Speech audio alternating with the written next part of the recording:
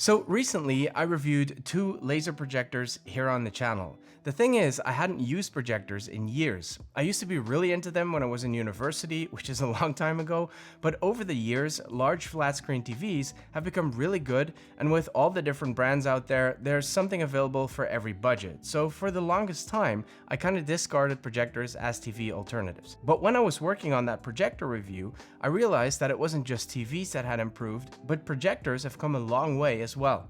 In terms of image quality, sound quality, and connectivity, this generation of projectors has nothing to do with the stuff I was using in university.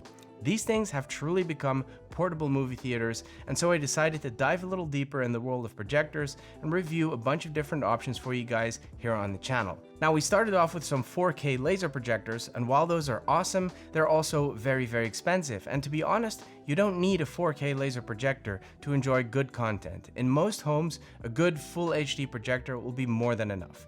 Today, we're going to have a look at a really great option that doesn't break the bank. The Dangbei Neo portable projector comes with a full-blown operating system, including built-in certified Netflix. Let's ramble.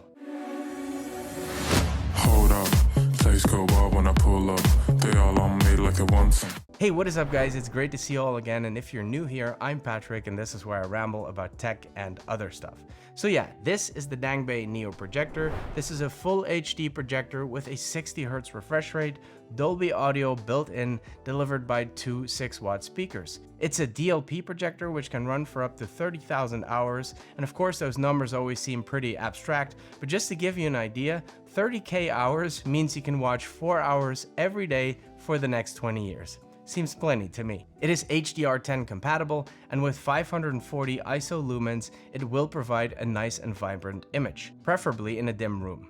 Also pretty impressive is that the projector delivers up to 90% coverage of DCI-P3, which is the color gamut used in cinema. As you can see, this thing is ultra portable, which makes it perfect to take with you on a trip. And because it's so small, you can set it up pretty much anywhere. And I do mean anywhere because the autofocus and auto keystone correction on this thing are so good that it doesn't matter which angle you're using, it will deliver a straight rectangular and crisp HD image. You can fine-tune both the focus and the keystone, but I found that the auto function does a really good job.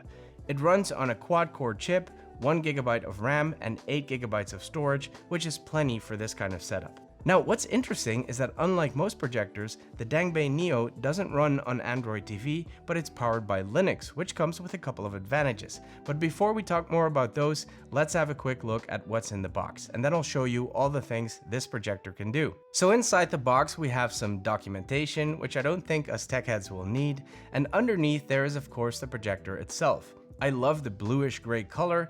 It is made mostly out of plastic apart from the grills, those are metal, but despite being plastic, it doesn't look or feel cheap. On the bottom we have a 1/4 inch thread, which is really useful for different mounting options, including ceiling mounts, but personally I like putting these portable projectors on a mini tripod like this one here. On the front you see the sensor that is used for things like focus and auto correction, and we have the fans on one side and the speakers on the other, and we'll get back to what that means in a minute.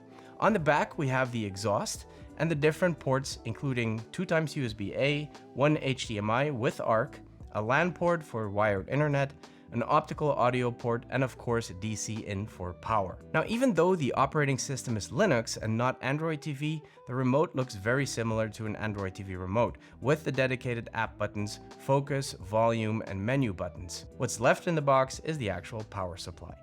Setting up the device is very straightforward. The setup wizard will take you through some standard stuff like language, it'll ask you what type of configuration you'll be using your projector in, and it will have you set the region.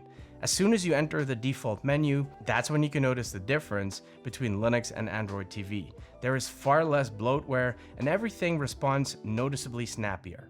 Now, I mentioned in the beginning of the video that this projector comes with certified Netflix pre-installed, and the reason why I emphasize this is that a lot of projectors, including the more expensive ones I have reviewed on this channel, do not come with Netflix. And the only way you can get it to work on those is by sideloading the app, which is not ideal, and in my experience delivers a very choppy experience. Not this one. As you can see, it's all very responsive. Pretty much exactly what I'm used to on my smart TV. The remote is also very responsive, and the 16:9 aspect ratio looks great in 1080p. Of course, it also comes with other streaming services like the usual suspects, Amazon Prime, YouTube, and a bunch of other apps, but it also has its own app store, where you can find a good amount of additional apps you can choose to install. I set up this little viewing area for my previous projector reviews here in the studio, and I'm glad I left it in place.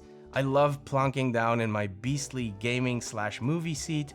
I did a review of this thing, by the way, if you're interested, but I recently beefed it up with some accessories like this carbon fiber tray table and this tablet clamp, which turns my iPad mini into my control center. Now, the Neo has a pretty low latency down to 30 milliseconds, which makes this projector suited for gaming as well. Obviously, you're not going to play competitive shooters on a projector like this, but it's perfect for casual gaming at no noticeable latency. I brought in a very critical judge, my 7-year-old daughter Elise.